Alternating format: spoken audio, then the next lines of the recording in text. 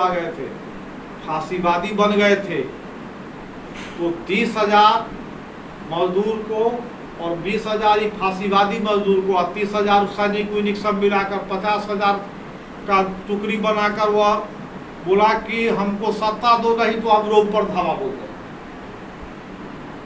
और ये पूरे तामझाम के लिए पूंजीपति उसको पूरा पैसा कि बैंक के जो पदाधिकारी और उद्योग पदाधिकारी मिलकर एक संयुक्त मोर्चा बनाया और इसको पैसा दिया कि रोम के लिए कुछ करो, ठीक है। तो उसके लेकिन राजा था जो डर कर इसको सरकार बनाने के लिए बोला ये कि आइए सरकार। तो इस क्रम से मुसोलिनी सत्ता में फांसीवादी आंदोलन के द्वारा और आते ही तमाम अधिकार को, अभिव्यक्ति की स्वतंत्रता, ट्रेड यूनियन बनाने का अधिकार और सभा करने का अधिकार, जो भी अधिकार अभी आप देखते हैं जनवादी अधिकार, सारे और क्या जमीन जोतने वाले को जमीनी कहाँ नारा गए और सारा चीज खत्म। और बहुत ही क्रूर दमन शुरू किया। ट्रेड यूनियन के जो मजदूर का कार्यालय जला दिया। जो समाजवादी पार्टी जो थे, समझिए कि यहाँ का जो अभी वामपंथी पार्टी है इस टाइप का, जिसको क्रांतिकारी रास्ता से उसका कार्यालय जला दिया। और वोट के माध्यम से फिर अगला चुनाव हुआ, उसमें 65% मत पा लिया। मैंने वह अपने शासन को जो 1922 में प्राप्त किया और जब तक लोगों ने उसको गोली से नहीं उड़ाया 1945 में, तब तक वह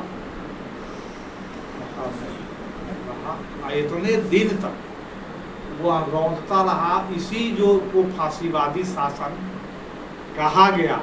और यहीं से फांसी माने फांसीवाद का मतलब है कि जो भी जनवादी अधिकार है उसको समाप्त कर देना और एक ही फरमान कि पूंजीपति वर्ग के लिए सिर्फ काम करना है तुमको, अगर नहीं उसके आदेश को मानोगे तो दमन किया जाएगा, तुमको एक गुलाम की तरह पूंजीपति के लिए खटना है। अगर बहुत संक्षेप में जानना चाहिए तो फांसीवाद यही है। यही माने पूंजीवादी जनतंत्र के स्थान पर एक ऐसा राज्य आ जाना। पूंजीवादी राज्य क्या है? पूंजीपति वर्ग की तानाशाही है, उसी की चलती है। और फांसीवादी राज्य क्या है? पूंजीपति वर्ग की ही तानाशाही है, लेकिन उसका रूप क्या हो जाता है? आतंक पैदा कर देता है। इसके लिए उसको कहा जाता है या खुली आतंकवादी तानाशाही। तानाशाही का रूप बदल जाता है, खुली आतंकवादी तानाशाही। कोई डर से नहीं बोलेगा, किसी को जेल में बंद कर देगा, किसी का हत्या कर देगा, इस तरह का दहशत। और उसका जो है एक लड़ाकू दस्ता भी है और सरकार। तो यहाँ से आप फांसीवाद विजय हुआ। और जर्मनी में भी इसी तरह हिटलर भी इसी तरह आया। वह भी उसको वहाँ नाजीवाद कहा गया और वह अपना उसकी पार्टी का नाम था, जानते हैं, जर्मन समाजवादी मजदूर पार्टी। हिटलर की पार्टी का नाम था जर्मन समाजवादी मजदूर पार्टी और वह फांसीवादी पार्टी थी। इसीलिए नाम उसे भी भ्रम में नहीं पड़ना है, काम देखना है कि यह किसका हित सेवन कर रहा है, नहीं तो आप फंस जाइएगा। नाम तो रखा जर्मन मजदूर समाज पार्टी लोगों को धोखा देने के लिए। तो उसका भी यही था कि हिटलर जो है, जर्मनी जो पहले विश्व युद्ध में पराजित हो गया और उसको कुछ मिला नहीं, और लेकिन वह औद्योगिक रूप से वह आगे बढ़ता गया। और जब प्रथम विश्व युद्ध हुआ तो जर्मनी में बहुत ज्यादा मजदूरों का आंदोलन बढ़ गया। लगता था कि जर्मनी में अब क्रांति हो ही जाएगी। रूस पर लोग जगह जगह मजदूर सोवियत माने परिषद बनाने लगे। मजदूरों का सोवियत, सैनिकों का सोवियत, नाविकों का सोवियत, नौसैनिकों का सोवियत, सारा सोवियत बनने लगा जैसे रूस में बना था। और इन लोगों ने जगह जगह विभिन्न शहरों में कब्जा भी करना शुरू कर दिया कि मजदूर राज के लिए, कि रूस जैसा यहाँ करेंगे। और वहाँ उस समय किसकी सरकार थी? वहाँ पर सामाजिक जनवादी पार्टी, यानी आप यहाँ कल्पना कर सकते हैं सीपीआई सीपीएम माले जैसा पार्टी। जिसको समाजवादी जनवादी पार्टी महासंघ कहा जाता था, माने नकली कम्युनिस्ट, जो नाम तो कम है लेकिन नकली कम्युनिस्ट, ऐसी पार्टी। और उसने जब यहाँ आंदोलन बढ़ा तो सबसे पहले क्या किया, मजदूरों को 8 घंटे का अधिकार दिया, ठीक है, यूनियन बनाने का अधिकार, यूनियन के द्वारा समझौता करने का अधिकार, जो भी।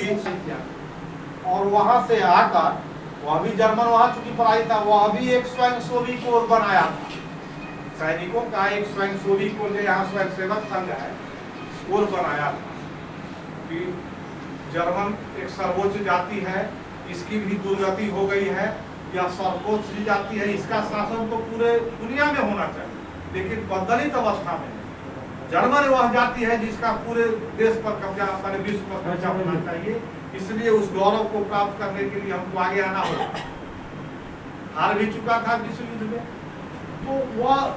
तो उस सेना के साथ और वह सरकार और सेना ने मिलकर यही हिटलर का जो स्वयंसेवी दस्ता था उसको हथियार मुहैया कराया, वाहन दिया, और भारी पूंजीपति सब जो बड़ा बड़ा वो पैसा दिया कि मजदूर क्रांति कर देगा तो हम लोगों का क्या होगा, तो राजे चला जाएगा पूंजीपति सब, तो पैसा दो और मजदूर सबका सूर्यास्त को समाप्त करो।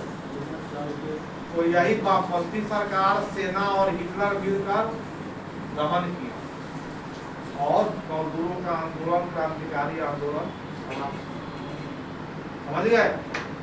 और उसके बाद हिटलर की तो भूमिका और बढ़ती गई, वही स्वयंसेवी को मजदूर और तमाम लोगों को ठगने के लिए उसने अपना नाम रखा जर्मन समाजवादी मजदूर पार्टी। समाजवादी भी लगा हुआ है, लोग बोलेंगे कि भाई मजदूरों के लिए काम करेगा, अब मजदूर पार्टी भी रखा। और उसने भी वहां घोषणा की कि हम भी पूंजीवादी राज्य नहीं बनाएंगे, हम भी निगम बनाएंगे जिसमें मालिक भी, राज्य भी और काम करने वाले मजदूर कर्मचारी को भी बराबर बराबर हिस्सा रहेगा। जो मुनाफा होगा राज्य भी ले लिया, एक भाग पूंजीपति, एक भाग मजदूर, बट कर रहेगा, कोई पूंजीपति मजदूर वाला सिस्टम नहीं रहेगा। यह बोला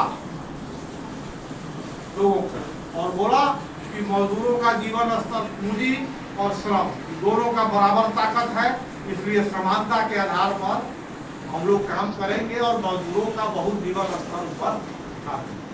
इससे भी लोग, क्योंकि आंदोलन चल रहा था, विश्व युद्ध के बाद परेशानी थी और महामंदी शुरू हो गई थी 1929 में, इसीलिए जो अमेरिका से कर्ज लिया था कम काल के लिए, मान लिया अमेरिका कर्ज दिया था कि हमको 6 महीना में लौटा या 5 साल के, जो जर्मनी के बैंक को दिया था, जर्मन बैंक हमको दिया 6 महीना के लिए, हम आपको दे दिए 2 साल के लिए। तो संकट आ गया था, तो पैसा आपसे 2 साल में लेना है।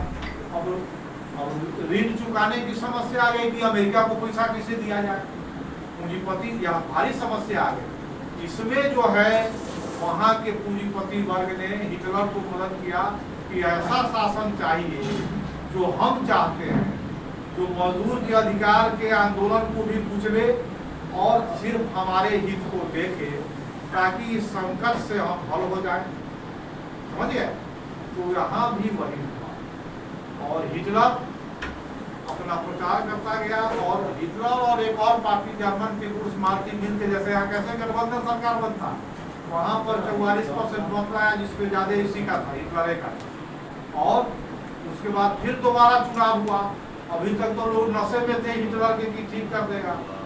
और दूसरी बात, दोनों जगह मुसोलिनी ने भी यहूदी विरोधी कानून बनाया, धार्मिक अल्पसंख्यक जाति के खिलाफ, और जर्मन ने भी यहूदी के खिलाफ कत्लेआम, यहूदी को एकदम निकृष्ट जाति है, यह शुद्ध बोल जाती है, ये हम लोगों का सारा बर्बाद कर दिया है, जर्मनी ने आकर हमारा जो एकदम नस्ल को बर्बाद कर दिया है, जो हम लोग इतने उत्कृष्ट करते करते उसने 33 में जब वह आया तो अपने जो है संसद में आग लगवाया जर्मन हिटलर, और बोला कि संसद में भाषण दिया कि देश को बहुत खतरा आ गया है, कम्युनिस्ट क्रांति हो जाएगी, कम्युनिस्ट सब विद्रोह की तैयारी कर रहा है, देखिए इसलिए कड़ा कानून बनाना पड़ेगा।